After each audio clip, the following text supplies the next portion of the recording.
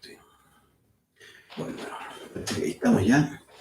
Pudimos conectarnos. Son las 5:06. Y sí, parece que ya estamos en YouTube e Instagram. Bien, pues.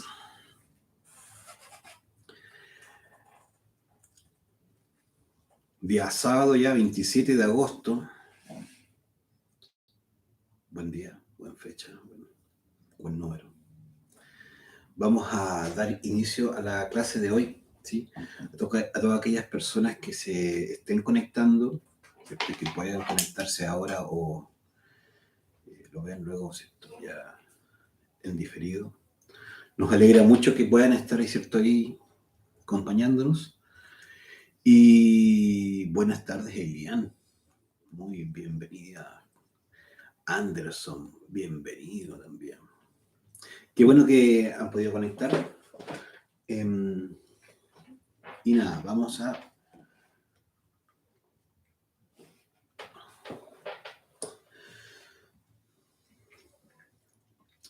a iniciar la clase de hoy. Se llama El cambio radical.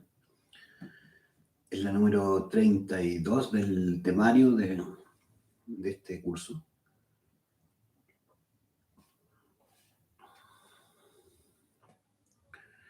Y nos vamos a dar cuenta que electricista siempre tan...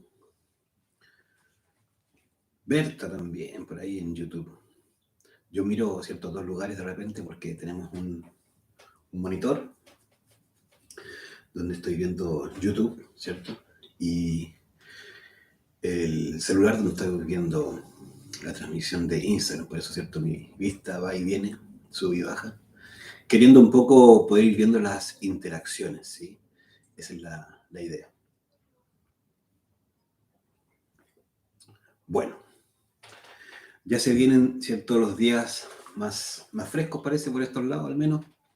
En Santiago de Chile estamos disfrutando de algunos días un poquito más calurosos, más agradables. Y eso, ¿cierto?, nos permite quizás también estar más, ¿cierto?, menos abrigados. Así es que, bueno, vamos a ver esta clase que hoy vamos a profundizar, que es el cambio radical, y que es una clase que tiene un valor en sí misma porque en realidad nos va a llevar a una comprensión muy particular. Realmente vamos a atender una de las principales dificultades para iniciar el trabajo sobre nosotros mismos. Que esto es clave a la hora de poder realmente dar cierto inicio al cambio interior. Nosotros, ¿cierto?, cuando hablamos del conocimiento de sí mismo, cuando hablamos del despertar de la conciencia, estamos aludiendo a un cambio, a una necesidad de cambio, una necesidad de transformación. Y eso, ¿cierto?, tiene unos obstáculos, tiene unas dificultades, tiene un proceso que hay que ser capaz de llevar adelante, ¿sí? Entonces, cuando hablamos del cambio radical, ¿sí?, nos vamos a dar cuenta que en realidad el principal obstáculo con el cual nosotros vamos a tener que aprender a funcionar y a poder, ¿cierto?, enfrentarnos desde ahí, porque eso es lo clave, desde dónde me enfrento a mí mismo. Y justamente ahí está, ¿cierto?, la dificultad, porque nos percibimos como una sola persona. Nos percibimos como una sola persona porque somos o tenemos un cuerpo, ¿sí? Este cuerpo físico, biológico, celular. ¿Cómo está Paola? Bienvenida ahí en YouTube. Entonces, como tenemos este único cuerpo, ¿cierto?, de naturaleza celular, de características biológicas, porque contiene toda, ¿cierto?, la organización que permite que el cuerpo funcione, permite que nosotros tengamos presencia, ¿cierto?, aquí física. Esto hace justamente que desde el punto de vista del estudio de sí mismo se nos haga bastante difícil poder percibirnos más allá de solo una persona. Es decir, creemos que somos esta persona exclusivamente porque a nivel físico percibimos eso. Pero esto es un trabajo de características psicológicas, ¿cierto? Nos atendemos a nosotros mismos a nivel de lo que es nuestra propia constitución psíquica. Es decir, no estamos atendiendo lo del cuerpo físico.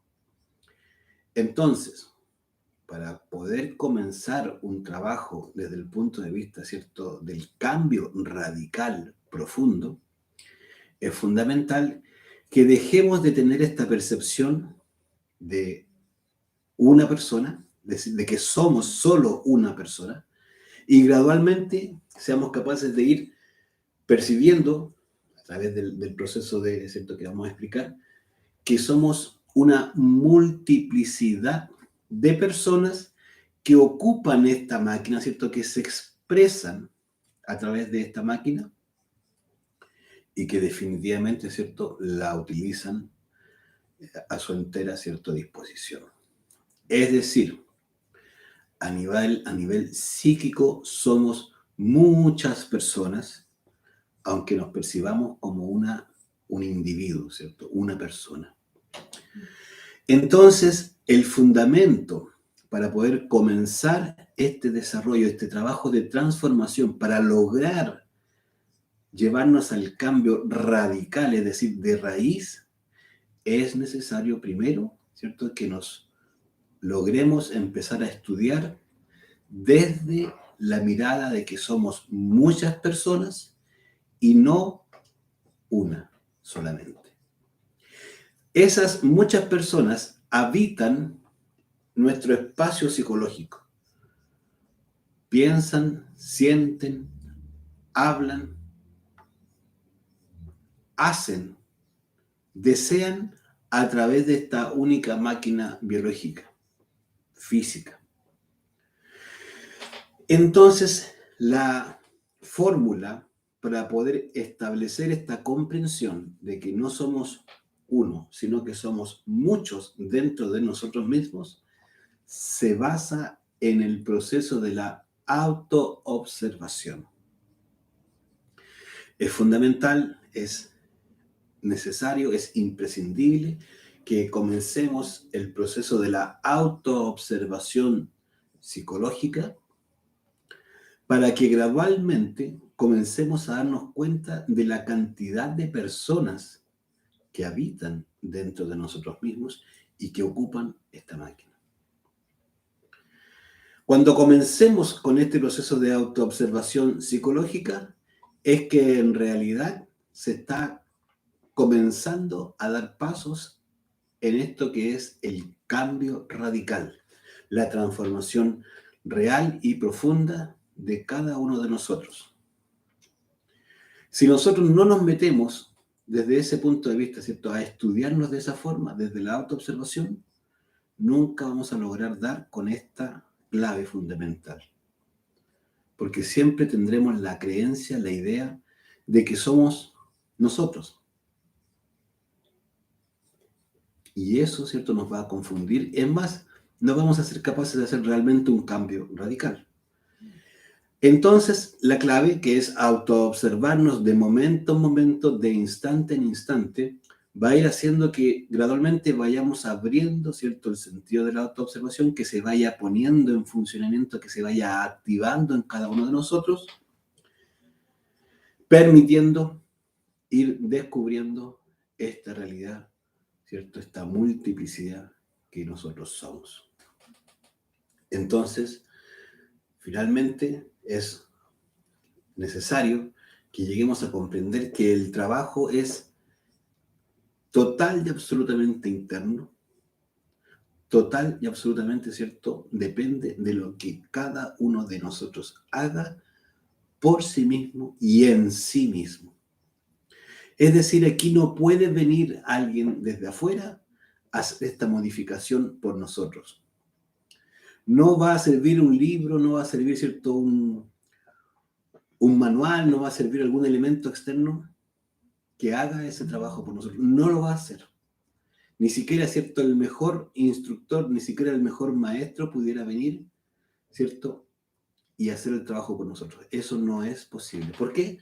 Porque el espacio psicológico es íntimo, individual, y cada uno lo debe abordar desde allí. Entonces, cuando nosotros, ¿cierto?, comenzamos este trabajo, vamos a darnos cuenta que no tenemos que creer este proceso. Es decir, no es cosa de creer o adherir con la información y decir, estoy súper de acuerdo, somos muchas personas dentro de uno mismo. Bueno, pero si esa persona que dice eso no ha hecho el trabajo realmente de autoobservación y de descubrimiento, de autodescubrimiento, entonces esas palabras no tienen mucho sentido. No son, ¿cierto?, válidas realmente para un cambio. Entonces, uno, en ese instante, vamos a entender que se está autoengañando. Está creyendo que está, ¿cierto?, avanzando o dando pasos respecto al conocimiento de sí mismo, pero simplemente está adhiriendo con una idea. Está aceptando la idea de la multiplicidad psicológica. Podemos aceptar esta idea y en realidad nunca haberla evidenciado, nunca. Hay personas que pueden estar años en estos cursos y nunca, jamás haberse autoobservado, aunque a uno le cueste creerlo. Entonces es fundamental evidenciarlo, vivirlo por sí mismo, porque si no, esto no va a causar ningún cambio profundo, pero ningún cambio. Es decir, esto no puede ser solo una creencia, debe ser una experimentación propia, personal, que en realidad nos va a llevar a ir más allá del simple conocimiento, ¿cierto?, que uno puede aceptar o rechazar de algo, sino que nos va a llevar a una comprensión de esto que es la multiplicidad psicológica. Buenas tardes, Juliana. Bienvenida también. Entonces, vamos a darnos cuenta que si nosotros nos empezamos a autoobservar, vamos a realmente descubrir que somos muchas personas y que estas personas, ¿cierto?, estos yoes, van a cada instante cambiando. Uno puede despertar en la mañana, ¿cierto?, muy entusiasmado, muy entusiasta, con mucho ánimo. Descansé, me siento súper bien, bueno. No basta, ¿cierto?, que uno vea las noticias en la televisión, escuche en la radio, algo que le desagrada y le cambia, ¿cierto?, el semblante. Y ya se volvió una persona, ¿cierto?, que ve las cosas con pesimismo. Después sale, ¿cierto?, le toca salir, o alguien, ¿cierto?, le dice, oiga, usted que está delgada, delgado. Bueno, nuevamente, ¿cierto?, pasa y se siente bien, se siente mejor, se siente más animoso. Le subieron la autoestima, dice uno. Bueno, ya vamos viendo cómo va mutando de una persona a otra. Y gradualmente, ¿cierto?, realmente, si nos empezamos a autoobservar totalmente dentro del día, esto va a ocurrir en distintas circunstancias. Nos viene, ¿cierto?, nos acordamos de un problema, de un trabajo que no hemos podido terminar, aunque sea un fin de semana estupendo, estemos con la familia, descansando, eso nos va a echar a perder ese momento.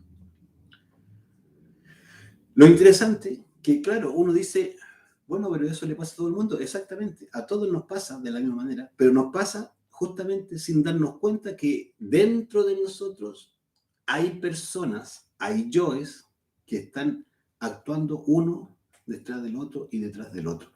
Y lo que es peor, que lo que es más complejo, están ocupando los distintos centros de la máquina para expresarse. Porque uno nos hará pensar, la preocupación, ¿cierto?, nos hará pensar del trabajo que está sin terminar. Listo. No basta que sienta, ¿cierto?, el olor de una comida para que venga otro defecto, ¿cierto?, y le haga sentir que tiene hambre. Luego, ¿cierto?, eso mismo le hace desear ya dejar lo que está haciendo para ir a hacer otra cosa, ir a comer. ¿Sí? Si viene o va a venir un familiar, por ejemplo, la persona se puede poner contenta. Es decir, ya tiene un sentimiento de alegría. Y así, ¿cierto? Esto va a ir ocupando los distintos centros. Pero es más, un solo defecto en realidad está ocupando los distintos centros, pero de maneras distintas. O sea, podemos pasar del centro de los pensamientos, del centro intelectual, ¿cierto? Podemos pasar al centro emocional y luego, ¿cierto?, al instintivo. ¿Esto cómo se da? Hay un ejemplo que es muy característico de nosotros los seres humanos. Cuando nos vemos enfrentados a alguien del sexo opuesto, alguien que nos pueda parecer atractiva, atractivo. Y uno ve a la persona, ¿cierto? E inmediatamente, si está actuando, ¿cierto?, ese yo de la lujuria, ¿cierto?, por ejemplo, va a buscar hacer contacto visual.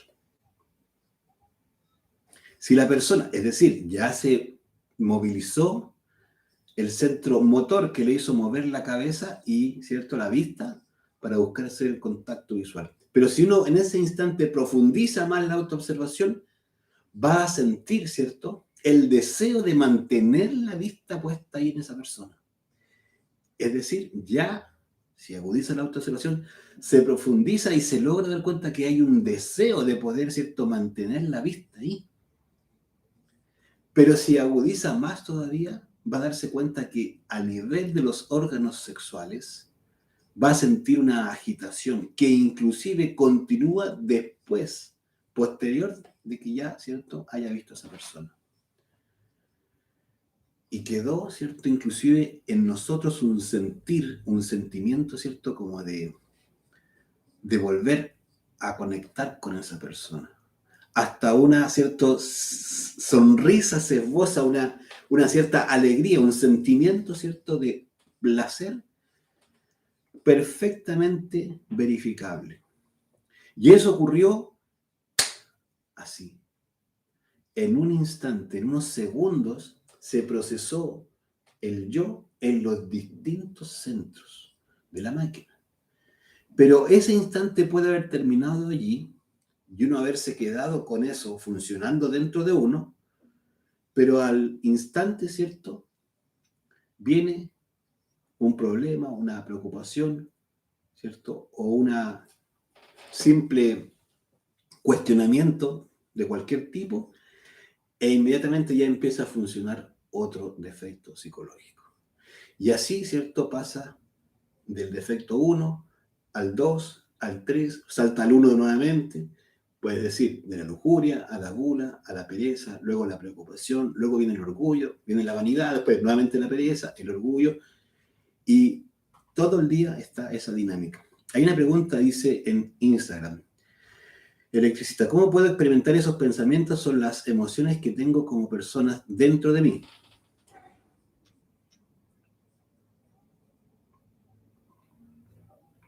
Bueno, la verdad que estamos, ¿cierto?, justamente explicando el cómo experimentamos esas personas, cómo ocupan, ¿cierto?, cómo van utilizando los centros de la máquina humana. Si bien es cierto, nosotros vamos a creer, tenemos la concepción de que eso que estamos sintiendo, con el ejemplo que decíamos, frente a la persona del sexo opuesto, es algo propio,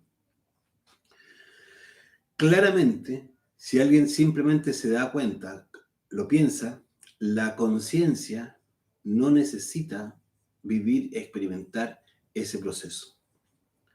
La conciencia en sí misma, ¿cierto?, es una capacidad de ser y estar a cada instante, sin reacciones, sin estados, ¿cierto?, ansiosos, sin estados de nerviosismo, sin estados de deseo, sin estados, ¿cierto?, de apetencia, sin sin preocupaciones, ¿cierto?, o sin proyecciones hacia el futuro, hacia el pasado. La conciencia está y uno logra estar presente a cada instante y prácticamente, ¿cierto?, puede funcionar sin estar en ese estado permanente de reacciones. Porque lo que nos vamos a dar cuenta, como vimos en la clase anterior, el problema al que debemos atender es que nosotros estamos en constantes reacciones, estamos reaccionando constantemente y la conciencia no necesita esas formas de vivir, de reacción. Por eso hablábamos de las criaturas mecánicas. Es esto que estamos viendo aquí, ¿cierto? En el cambio radical, que en la medida que nosotros empezamos a observar las reacciones, nos vamos a dar cuenta de cómo un fenómeno allá afuera, una situación allá de la vida, a nosotros nos pone y nos convulsiona todo y transforma, ¿cierto?, un momento de tranquilidad, por ejemplo, en un momento de alteración, de nerviosismo, de tensión. Con esta misma persona que uno vio, uno puede hasta quedar pegado ahí y cómo puedo hablar y cómo la puedo volver a ver. Y hoy me miró de una forma y sentí unas cosas y uno puede quedar supuestamente enamorado. Y de ahí dice, fue amor a primera vista. Bueno, fue lujuria a primera vista en realidad y de ambos. Y eso funciona así. Entonces, claro, ahí uno se va dando cuenta que en realidad eso no tiene nada que ver con la conciencia. Simplemente son reacciones que se produjeron, ¿cierto?, en nuestra máquina, en nuestros pensamientos, emociones, deseos, como lo hemos dicho, ¿cierto? Y que al momento de movilizar nuestros defectos, ¿cierto? El yo, el ego, empezó a utilizar todos estos centros. Tenemos tan instaurada la idea de que eso somos nosotros, que nosotros nos autodefinimos, ¿cierto?, como eso. No, si yo soy igual un poco pícaro. No, si tengo lo mío. Y claro, ¿cierto? Y hasta se vanagloria uno como de esa parte. Pero no sabe que simplemente es una marioneta. Es un vehículo mecánico, inconsciente. Ese es el problema. Que esa marioneta que nosotros creemos que somos, en realidad es que son los yoes que uno tiene, que están empujando, movilizando, pensando, sintiendo, deseando a cada instante. Cuando comencemos a autoobservarnos, es necesario, ¿cierto?, empezar a profundizar la autoobservación. Y para que eso tenga ese resultado, es decir, podamos profundizar, podamos ver, es necesario que esta se realice a cada instante, de momento en momento, de instante en instante. Porque si nos observamos, ¿cierto?, una sola vez en el día, o sea, es que no vamos a ver nada. Cuando uno se empieza a autoobservar durante todo el día, va a empezar a darse cuenta de que en un minuto estaba un yo de la preocupación, por ejemplo, y luego pasó al yo de la mentira, que instantáneamente está creando una mentira respecto a una preocupación para poder resolver un asunto que, ¿cierto?, todavía no puede subsanar, no puede resolver un problema del trabajo. Listo.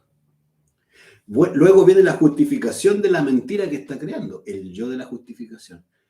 Bueno, y uno dice, pero ¿cómo tantas personas? Esto es terrible, es muy fuerte. Y muy pocas personas se atreven a meterse en este trabajo justamente por eso, porque no es algo de lo cual tengamos ninguna conciencia. Y cuando uno empieza a hacer este esfuerzo por mirarse a sí mismo, por autoobservarse, entonces empieza a descubrir una realidad que es dura. Todos nos creemos demasiado buenos, nos creemos demasiado perfectos, nos creemos, ¿cierto?, que estamos en lo correcto siempre. Es difícil, ¿cierto?, que uno acepte esta realidad habiéndolo observado en sí mismo y que, ¿cierto?, realmente no quiere hacer algo al respecto. Cuando uno genuina y realmente se ha empezado a autoobservar, le nace interiormente el anhelo de poder cambiar eso. Esta clave, ¿cierto?, de la multiplicidad psicológica es el fundamento de la transformación interior. Y como dijimos en la clase anterior, está prácticamente, ¿cierto?, fundamentado esto para poder descubrirnos en la autoobservación la necesidad de observar reacciones. Cuando uno se autoobserva y va viendo las reacciones en uno, va a empezar a ver cómo los distintos yoes actúan, ¿cierto?, hablando o haciendo en el centro motor, ¿cierto?, pensando, elucubrando, planeando, recordando en el centro intelectual inferior, ¿sí?, con sentimientos de pena, de alegría, sentimientos, ¿cierto?, de frustración, etcétera, en el centro emocional inferior, deseando, ¿sí?, todo lo que se le venga en gana, lo que los yoes deseen. Porque, por ejemplo, a una persona que le gusta la ropa, dice, cierto, a mí me gusta la ropa, lo que uno va a descubrir es que en la autoobservación, en realidad hay una persona dentro de uno que le gusta, a la que le gusta la ropa, a la que le gusta, ¿cierto?, verse de tal manera, vestirse de tal forma. Si uno se empieza a autoobservar, se va a dar cuenta cómo está el deseo que lleva a esa persona, por ejemplo, a estar permanentemente buscando aspectos o cosas relacionadas con la ropa. Tiendas, descuentos o moda, etc. Otro dirá, hay otro yo que uno puede tener, el yo que le gustan los relojes. Y va a empezar a buscar, ¿cierto?, en las tiendas afuera, en los malls, va a mirar los relojes que otros tienen, va a comparar, ¿cierto?, qué relojes, porque también están otros yo, el yo comparador, el yo, ¿cierto?, que le gusta economizar, es decir, va a buscar por ahí una oferta, el yo que le gusta ostentar, el yo que le gusta, ¿cierto?, parecer lo que no es decir, verse como alguien de una clase económica buena, tener buena clase, ¿cierto? Oye, el tipo tiene un lindo reloj, dar una impresión, ¿cierto? Y todos esos son defectos, son yoes que están usando la máquina para hacernos vivir esa experiencia y hacernos creer, y nosotros creemos, ¿cierto?, que eso está y es algo nuestro. Y cuando los calificamos, cuando ¿cierto?, nos tratamos de definir a nosotros mismos, usamos simplemente aquellas características que el yo ha ido implementando dentro de nosotros. No, yo soy una persona que me gustan los relojes. No, a mí me gusta la moda también. Oye, a mí me encantan los deportes. Y siempre, ¿cierto?, nos vamos a definir de esa manera. Y no estamos cayendo en cuenta que lo que estamos haciendo es identificar ciertos yoes que en realidad nos manejan. Cuando nosotros nos empezamos a autoobservar, uno dice, pero bueno, y entonces me voy a quedar sin hacer nada, porque resulta que aquí esto es como, ¿cierto?, que todo es yo, todo es el ego, dirá uno.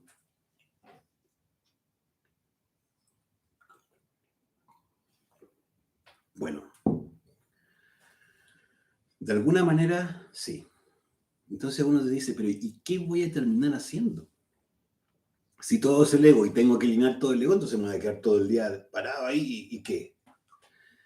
¿Cierto? Esta es nuestra mirada que el ego nos va a plantear siempre. Oye, qué aburrido esto, qué lata esto de tener que matar al ego. Qué lata, dice, ¿cierto? El yo fumador, sobre todo, qué lata tener que eliminar al fumador. Qué lata, ¿cierto? Tener que matar al yo que le gusta el carrete, la fiesta, la pachanga. Dice, pero qué lata, qué fome. ¿Y qué voy a terminar haciendo en mi vida? ¿Voy a estar encerrado en un monasterio por ahí? Bueno, nosotros todavía no conocemos los asuntos del ser, de la conciencia. Ni siquiera sabemos por qué ni para qué estamos aquí en esta expresión física, en esta expresión humana. No tenemos idea, ni de dónde venimos, ni para dónde vamos, ni por qué estamos acá. Entonces, evidentemente, para el ego, pensar en matar el ego es lo más tonto y ridículo que se le puede ocurrir. El ego no quiere morir. El ego no quiere morir. El ego no piensa en matar el ego. El ego no piensa, ¿cierto?, en que sea el ser el que prevalezca, hacer la voluntad del ser. Entonces es súper importante que comencemos este trabajo entendiendo que lo que estamos buscando finalmente es que pueda realmente ese aspecto divinal que está en nosotros pueda empezar a expresarse, puede empezar a manifestarse. Que nuestra conciencia empiece a aumentar. Es fundamental darnos cuenta que el objetivo de esto es que la conciencia empiece a aumentar. No se preocupe ahora de qué es lo que va a hacer después. Eso, ¿cierto?, no es un tema. Vamos a ver unas clases donde nos va a dar cuenta, ¿cierto?, de cómo cambiando todo esto va a ir generándose lo que se conoce como un centro de gravedad, ¿cierto?, distinto, un centro de gravedad puesto en la conciencia, el centro de gravedad permanente. Y finalmente ahí, ¿cierto?, empieza a funcionar lo que genuinamente somos. Entonces, hoy no nos ocupemos, ¿cierto?, de lo que vamos a hacer, pero sí Si empezamos a realizar este trabajo, nos vamos a dar cuenta de cómo realmente empieza a modificarse nuestra forma de entender lo que nosotros hasta hoy probablemente hemos pensado o hemos entendido como lo que es la vida. La vida tiene un sentido mucho más profundo. Este curso tiene las claves necesarias para poder ir descubriendo ese sentido en nosotros mismos. El sentido profundo de la vida se lo va a dar a uno, ¿cierto? De manera particular, su propia conciencia. En la conciencia de cada uno está cuál es el sentido tuyo, cuál es el sentido, ¿cierto?, mío de vida, cuál es el propósito de vida, ¿cierto?, de Elian, cuál es el verdadero propósito de vida de Anderson, cuál es el propósito que realmente inspira el ser de Pia. ¿Cuál es el verdadero sentido por el cual estoy aquí, ¿cierto? En el caso de Berta. ¿Por qué nací en tal lugar y con tales personas, ¿cierto? En tal ciudad. Comprender eso, ¿cierto? Va a ser y empezar gradualmente a entender y comprender el sentido de vida de Paola. ¿Por qué las experiencias que he vivido antes, ¿cierto?, hoy son tan importantes y cómo eso me va a proyectar hacia el futuro? Es parte del sentido de vida que en el caso de Juliana, por ejemplo, también se va a empezar a clarificar. Pero ¿cómo llega esa claridad? En la medida que empezamos a eliminar el ego y la misma conciencia que vamos rescatando, que está atrapada en esos yoes, va a empezar a orientar, a guiar, a demostrarnos cuál es el verdadero sentido de vida y el propósito. Y desde ahí, el cambio radical va teniendo más fuerza, más energía. Va siendo más, ¿cierto?, coherente con lo que estamos haciendo en nuestra vida. Hay que ser tremendamente radical con ciertos defectos desde el principio en este trabajo, con ciertos yoes que son peligrosos. Peligrosos porque en realidad nos van a llevar o nos pueden llevar al fracaso. Es decir, a no generar ese cambio radical. En este sentido, ¿cierto?, es importante saber que los yoes de la fornicación, de las drogas y el alcohol son 3 yoes que hay que rápidamente irlos trabajando porque nos quitan mucha energía y duermen mucho nuestra conciencia. Entonces es fundamental que las drogas, ¿cierto?, el alcohol y la fornicación rápidamente las trabajemos en cada uno de nosotros si es que están esos yoes en nosotros. Probablemente alguien dirá, bueno, pero yo no bebo, bueno, quizás, y no me hace problema que alguien beba, bueno, quizás no tenga problemas con el alcohol. Hay otro que dirá, bueno, no tengo ninguna droga, bueno, pero créame, casi todo mundo, si no por decir todo mundo, la fornicación es un tema, porque esto es, ¿cierto?, la razón de la fuente misma de la energía está ahí, en la energía sexual. Si alguien no, ¿cierto?, no cuida su energía sexual, en realidad siempre va a terminar saliéndose de este trabajo. Siempre va a ser así. Porque este trabajo tiene que ver con la transformación de sí mismo a través del sabio uso de la energía creadora sexual. Entonces es fundamental que en estos 3 aspectos, como acabo de decir, seamos radicales y rápidamente nos metamos, sin justificación alguna, a eliminarlos. Las drogas, el alcohol, ¿cierto?, y la fornicación. Hay una... En YouTube dice, Elian dice, nuestro propósito de vida es morir para vivir. Ah, bueno, ahí va la cosa. Ahí va la cosa bien clara, sí. Ahí está muy bien, Elian.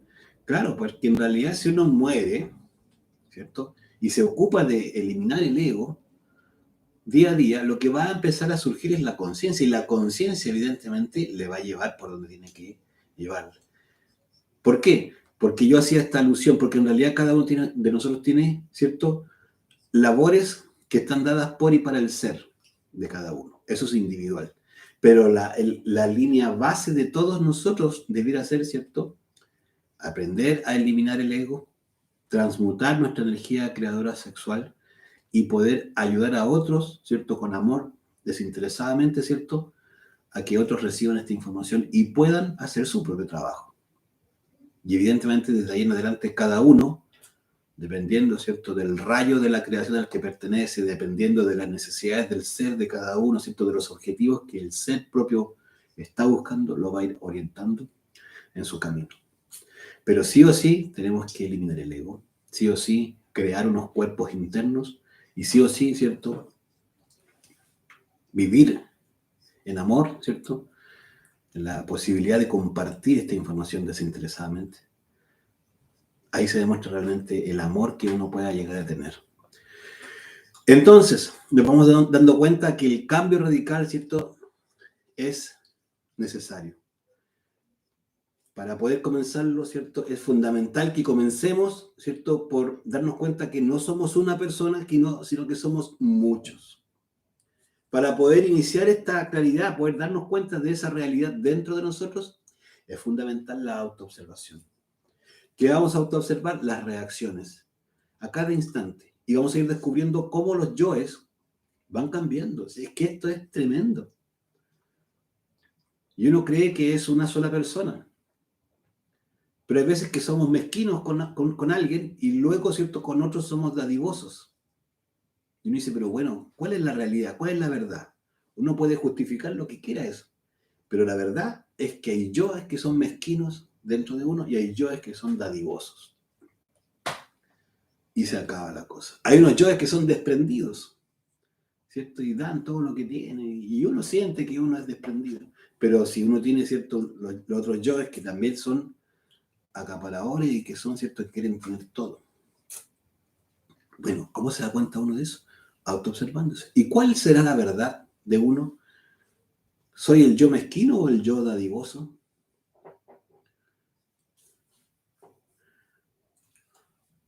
Probablemente ninguno de los dos. Porque en realidad nosotros no somos el yo. Somos la conciencia. Cuando uno empiece a funcionar con su conciencia activa a cada instante, autoobservándose, probablemente y gradualmente va a empezar a trabajar, a funcionar y a manifestarse la conciencia. Y realmente la conciencia funciona de una forma muy sencilla. Funciona de una manera que no se puede uno estar, ¿cierto?, concibiendo. No se puede preestablecer qué va a hacer uno con la conciencia activa, despierta. No, eso no lo puede uno estar planeando. La conciencia solamente es. Entonces lo importante es aprender a liberarla para que se exprese y funcione de manera absolutamente, ¿cierto?, como es la conciencia, y eso, ¿cierto?, permita su manifestación. Es lo único necesario. De lo otro no hay que preocuparse, la verdad. Bueno, dado que esta es la clase de hoy, queremos dejarles invitados, ¿cierto?, para el día de hoy. Tenemos hoy día una actividad que se llama fogueo. Las personas que estén tomando este curso, ¿cierto?, probablemente se van enterando de que la particular forma de poder ir desarrollando el amor es entregar este conocimiento a otras personas sin que tengamos ningún interés, de manera desinteresada. Pero para poder llegar a eso es súper necesario irnos preparando. ¿Cómo se preparan las personas que quieren, ¿cierto?, ir compartiendo con otros esta información? Tal vez abriendo salas, haciendo cursos de manera virtual o presencial o como les vayan haciendo, a través, ¿cierto?, de lo que se denominan fogueos. Como pregunta el que está en Instagram, el fogueo es simplemente una actividad donde una persona hace el tema del día. Por ejemplo, hoy vamos a hacer la clase número 2, que se llama ¿Qué es la muerte? Lo que muere y lo que no muere. La persona va a exponer lo que comprenda. No necesita abordar más que eso. La propia comprensión es muy, muy valiosa. Cuando exponga, ¿cierto?, va a tener un tiempo de 15 minutitos para exponer lo central de cada tema, en este caso, ¿cierto?, del tema número 2 de este temario. Y luego, ¿cierto?, las personas que estemos ahí, hacemos preguntas para poder ayudar a complementar o para que amplíe algo que no haya quedado tan claro. Luego, si hay una necesidad, solamente si hay una necesidad, ¿cierto?, de hacer alguna claridad respecto a lo que explicó, se hará, ¿cierto?, y se comparte ahí con todos. Porque la principal, ¿cierto? Corrección o mejora tiene que ver con la información, con el fondo. La forma es un poquito individual, cada uno, ¿cierto? De manera libre y de acuerdo a sus propias comprensiones va a exponer. Entonces no vamos quizás a ahondar tanto en la forma, pero sí en el fondo, en la información que se está compartiendo para que sea lo más precisa de acuerdo a lo que es este curso y este conocimiento. Entonces, luego de eso, ¿cierto? Ya se termina con una persona y luego si hay otra persona que quiera, también se foguea el tema. Hoy día yo creo que van a ser las mismas personas que se foguean ese tema. Y también se le hacen las observaciones. Finalmente, todo el grupo, ¿cierto? Vamos teniendo una retroalimentación, vamos comprendiendo, vamos profundizando estos temas con la única intención de poder sentirse y estar preparado respecto a poder ir a hablar a otros de este conocimiento y compartirlo en la misma lógica de, ¿cierto?, que sea libre y sin cobrar nada. Esto probablemente va a ocurrir por ahí como a las 6:10, 6:20, ¿cierto? Y el día de hoy vamos a estar reuniéndonos, compartimos el enlace de ese fogueo en nuestro grupo de WhatsApp para que las personas interesadas lo puedan tener. Si no puede participar en este fogueo, ¿cierto? Los invitamos para el día martes, ¿sí? Hoy día es sábado, ¿sí? Para el día martes a la próxima clase del curso que se llama, ¿cierto?, la ley de octavas y ley de entropía, ¿sí? Entonces, así, ¿cierto?, podemos ir recibiendo el curso de manera gratuita, como corresponde, y dejamos invitados a aquellas personas que quieran participar. Los días jueves hacemos prácticas, ¿cierto?, que se hacen también de manera virtual, lo hacemos a través de Google Meet. También en el grupo de WhatsApp compartimos la información, ¿cierto?, el enlace para aquellas personas que quieran participar, ¿sí? Bueno, contento de que hayan podido conectarse. Esperamos que sea de mucha utilidad esta información y que sobre todas las cosas las podamos, ¿cierto?, aplicar. Lo único importante, ¿cierto?, aquí es la experiencia, la vivencia y realmente dejar las creencias, dejar las teorías para poder realmente verificar quién realmente somos hoy y la necesidad de hacer ese cambio interior, que es lo realmente importante para nosotros y en nuestra vida, ¿cierto?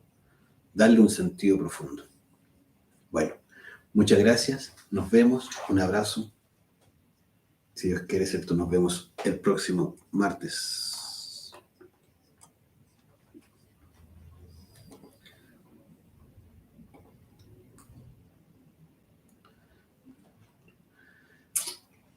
Hay una pregunta ahí, sí. Hay una pregunta que acaba de hacer Berta. Muy bien tu pregunta, Berta. Sí, se puede participar sin dar uno en la clase. De hecho, nos alegraría mucho que participaran sin dar la clase a aquellas personas que no quieran darla, porque en realidad uno colabora con preguntas. Y eso ayuda muchísimo a las personas que se están fogueando y para todos nosotros nos hace bien. Así que, Berta y quien quiera participar, no hay ninguna necesidad de, ¿cierto?, o obligación de ponerse a hacer la clase 1, si no tiene, ¿cierto?, las ganas de hacerlo. Así que invitada a ti y a todo el mundo que quiera participar. ¿Vale? Gracias. Gracias a ti también.